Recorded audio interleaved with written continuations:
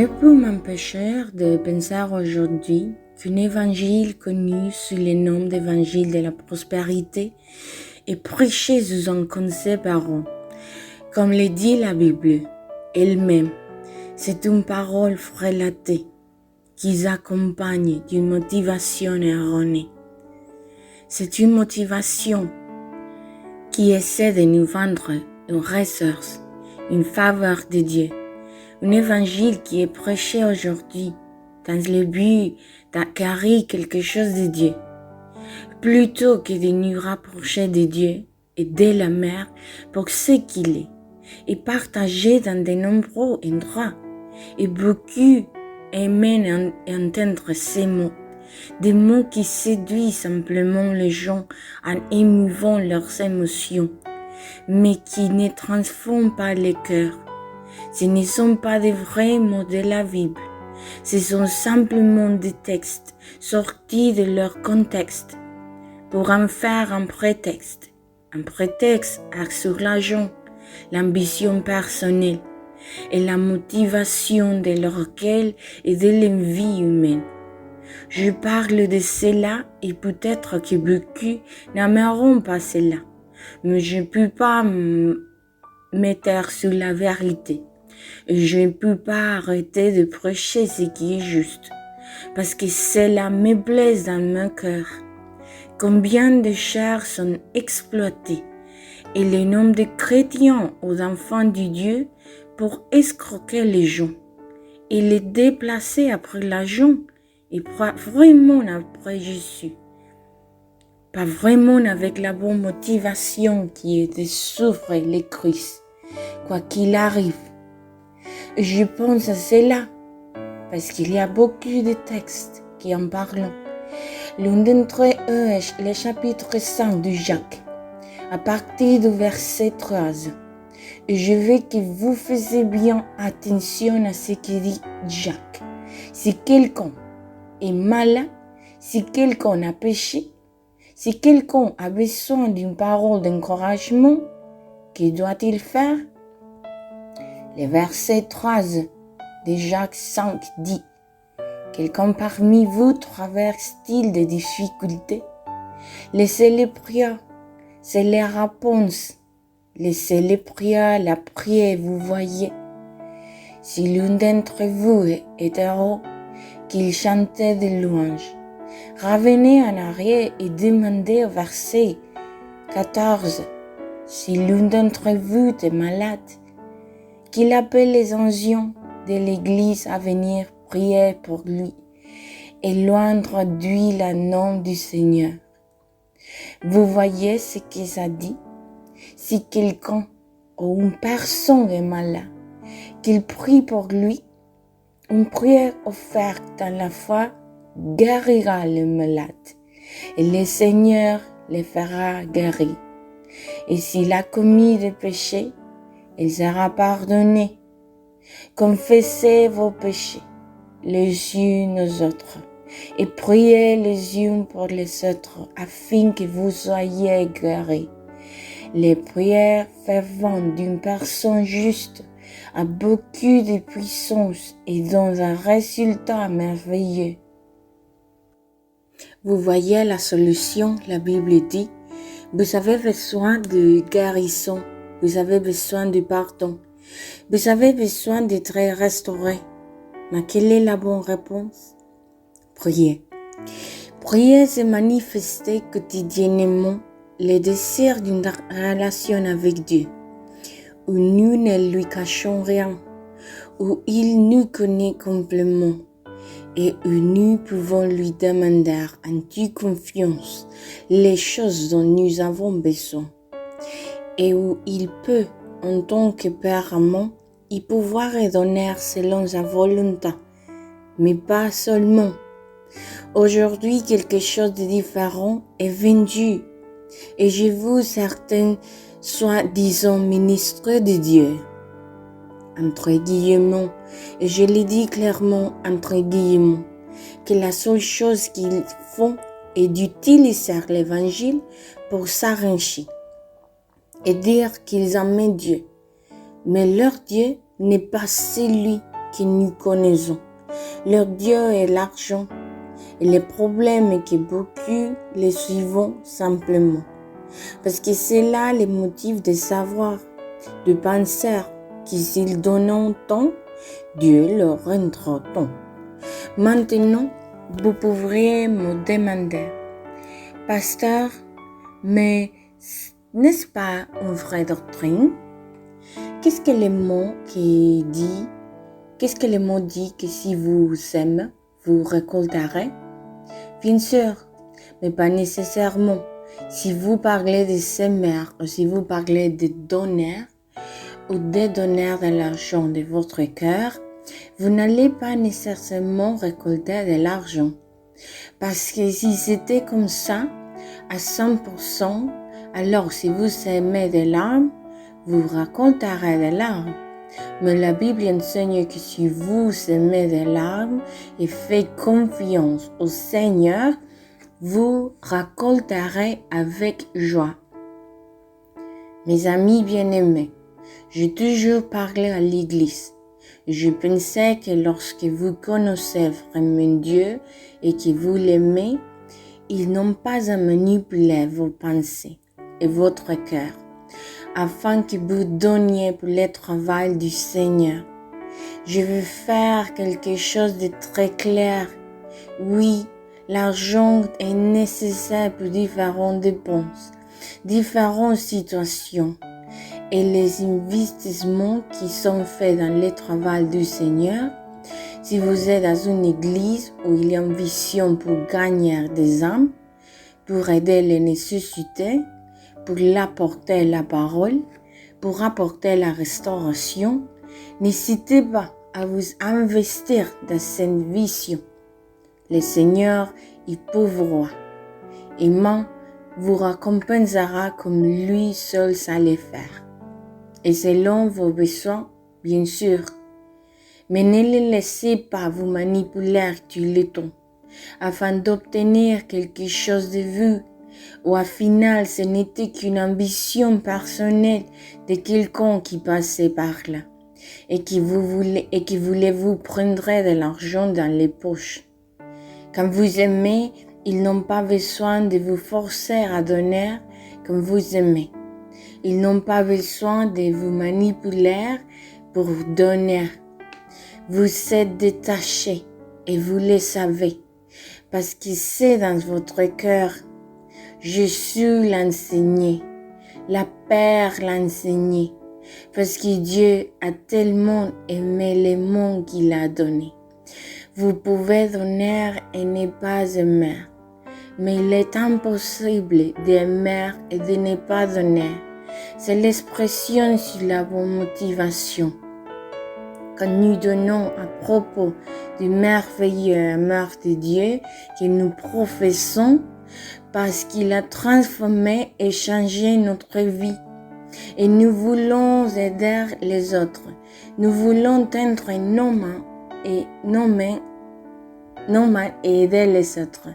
Mais le problème, c'est quand on entend quelque part quelqu'un de parler d'eux, être un Dieu, c'est avoir une belle voiture, une belle maison. Gloire à Dieu si cela vous arrive, mais cela n'a rien à voir avec cela. Jésus a dit, mon royaume n'est pas de ce monde, et il ne consiste pas en nourriture ou en boisson. Vous voyez, Jésus a dit, mon royaume n'est pas de ce monde, et il ne consiste pas en une nourriture ou en boisson. Vous voyez, nous avons tous une saison sur terre. Un moment, nous pleurerons, mais à un autre moment, nous rirons. Cela n'a rien à voir avec l'économie. Si nous avons besoin de quelque chose du Père, si nous avons besoin d'être guéris, ou si nous avons besoin de pardon ou de force, que dit la Bible dans Jacques 5. Prière. La prière est l'instrument que Dieu nous a laissé, qui nous permet d'avoir une communication directe avec lui. Cependant que nous ne comprenons pas cela, il est plus facile et plus riche pour nous d'écouter le message de donner 10 000 que Dieu te donnera 20 000. Ou tu veux la guérison. Fais un pacte avec Dieu pour que Dieu te guérisse. J'ai entendu un jour quelqu'un dire à une dame, voulez-vous que votre enfant soit sauvé? Alors, va tendre tes viands et amenez-les ici. Et de cette façon, tu fais un pacte avec Dieu pour que ton enfant soit sauvé. Pardonne-moi pour ce que je vais dire, mais c'est stupide. Et c'est juste l'expression de quelqu'un qui veut manipuler les gens. Dieu ne fait pas de troc avec l'homme. Jamais. Que lorsque vous recevez une parole, alors vous voyez sceller ces paroles. Apportez ton, scellez ces paroles. Et plus vous donnez, plus vous scellerez ces paroles et elle sera accomplie en d'autres termes. Si Dieu vous donne une promesse, cherchez de l'argent. Et scellez-la afin que Dieu soit engagé à la faire. S'il vous plaît. Est-ce que c'est biblique? Ce n'est pas établi par le Seigneur. Nous devons faire attention, mes amis.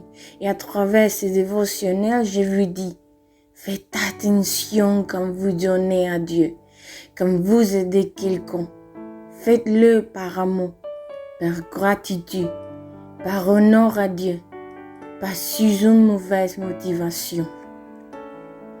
J'ai vu des gens dire, faites la queue ici et faites la queue ici. Ceux qui entendent ici et ceux qui entendent ici.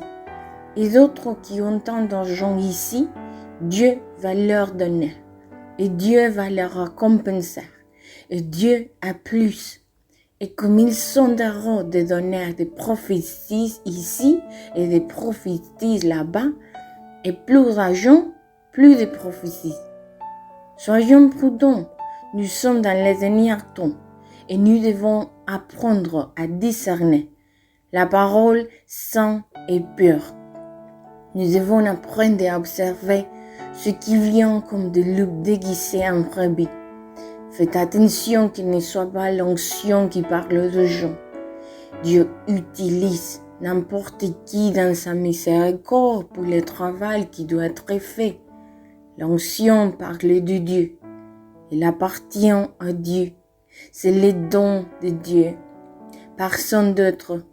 Mais ceux qui parlent de chair personne, ce sont les fruits. Et attention, un mauvais arbre ne peut jamais porter de bons fruits. Faites attention. Ouvrez les yeux et voyez ce qu'il y a dans le cœur de ces personnes.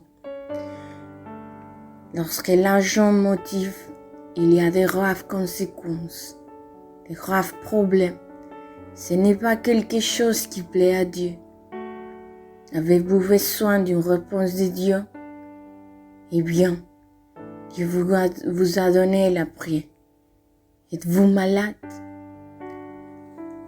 Ne vous laissez pas berner par ceux qui disent combien vous devez vous engager là pour que Dieu vous guérisse. Dieu ne fonctionne pas de cette façon, s'il vous plaît. Et peut-être vous me dites, pasteur, j'ai fait une alliance et j'ai vu la réponse. Il ne s'agit pas de l'alliance que vous avez faite. C'est par la miséricorde, c'est par la foi. Les alliances, mes amis bien-aimés, sont bibliques, oui, mais dans les bons ordres. Une alliance est celle que Dieu fait avec les hommes. L'homme ne peut jamais faire d'alliance avec Dieu parce qu'il n'aura jamais les moyens de l'accomplir. Les alliances sont toujours faites à partir d'une plus grande vers une plus petite. De plus, il y a des hommes qui n'ont pas fait de pacte avec Dieu. Ils ont fait des vœux, des promesses à Dieu. Cependant, le pasteur saura que si je promets tant à Dieu, il me donnera tout. Il me guérira ou me libérera. Mon cher ami, vous n'avez pas à promettre quoi que ce soit à Dieu. D'ailleurs, la Bible dit dans l'Ecclésiaste, Faites attention quand vous vous approchez de la maison de Dieu, de promettre et ensuite vous n'allez pas accomplir. Dieu n'a pas besoin que vous promettiez que vous allez vous mettre à genoux et que vous allez descendre la colline ou la montagne. Non, il ne s'agit pas de sacrifices. Vous savez quelle est la seule chose que Dieu veut, que vous croyez en son Fils Jésus-Christ. Dans le livre d'Isaïe, il est dit que c'est par ces martyrs que nous avons été guéris, que nous avons été pardonnés. Si nous acceptons les sacrifices que Christ a fait sur la croix pour nous, c'est la seule chose qui nous rend acceptables devant Dieu. Par l'argent que nous avons, il ne s'agit pas de cela. Comme c'est triste que les services ou les cultes dans les églises d'aujourd'hui parlent plus d'argent qui d'amener les gens à la vraie repentance et même de connaître Dieu pour ce qu'il est, plus que pour ce qu'il peut donner. Combien d'intérêts avons-nous aujourd'hui? Vous voulez que je prie pour vous? Alors, voici une enveloppe pour que vous mettiez combien vous allez donner. Faisons attention. Je répète ce que j'ai dit au début. Donner est biblique, oui, mais dans le bon contexte et sur la bonne motivation. Enseignons les principes et c'est la bonne chose à faire. Et arrêtons de conduire les gens à un désir d'argent, que si le Christ venait bientôt, il restera, parce que le Dieu de l'argent le déplace et prend vraiment le Christ lui-même. Faisons attention. Père, c'est un message simple, mais nécessaire, pour que nos yeux s'ouvrent. En ce dernier temps, que nous devons être éveillés pour pouvoir bien observer et comprendre ce qui est juste, ce qui édifie, ce qui est urgent et nécessaire. Nos oreilles peuvent être détournées par de belles paroles qui nous promettent un avenir meilleur. Mais il ne s'agit pas de cela. Je demande que ces simples paroles soient bien comprises dans chaque cœur. Au nom de Jésus, et s'il s'agit de donner, nous avons la meilleure motivation. Vous vous honorez et vous êtes reconnaissants. Au nom de Jésus, Amen. Aujourd'hui, votre pasteur et ami Elias Hoyos vous a parlé. Je vous invite à me suivre sur Instagram. Là, vous me trouverez comme pasteur Elias HC. La même chose sur TikTok et Facebook. Et je vous invite à vous abonner à notre chaîne YouTube Devotionals Just in Time. Un câlin et de bénédictions.